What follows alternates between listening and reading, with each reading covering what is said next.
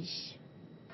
2 des 3 ex-GIP mis en examen pour enlèvement, séquestration et assassinat en bande organisée d'un journaliste il y a maintenant 17 ans. Ils demandent l'annulation, demande formulée aussi par le parquet. Apparemment, on vous a entendu en parler aussi au téléphone avec vos collègues GIP. Non, rien. Qu'est-ce qui s'est passé ce jour-là alors? Vous y étiez ou pas? Vous n'êtes pas coupable? Non. Qu'est-ce qui s'est passé? Qu'est-ce qui s'est passé ce matin? Ils ont reporté la demande d'annulation? Vous voulez pas parler?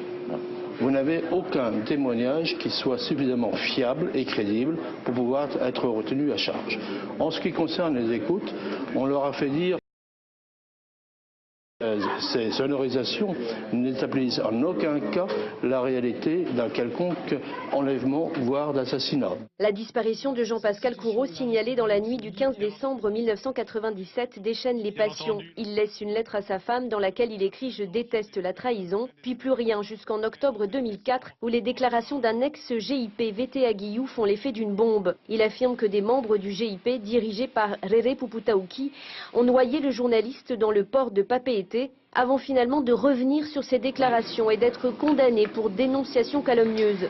Mais selon l'avocat de la famille, d'autres témoins disent la même chose et notamment un guide touristique qui aurait assisté à la scène. Qu'on ne vienne pas me dire que ces témoins racontent des histoires, ils ont prêté serment de dire la vérité. Ce n'est pas rien. Nous savons que devant une cour d'assises, un témoin qui prête serment, sa parole effectivement a de l'importance. On est sur l'existence d'indices concordants dans ce dossier. Si vraiment il y a une chose qui est bien réelle, c'est bien les indices. Parquet?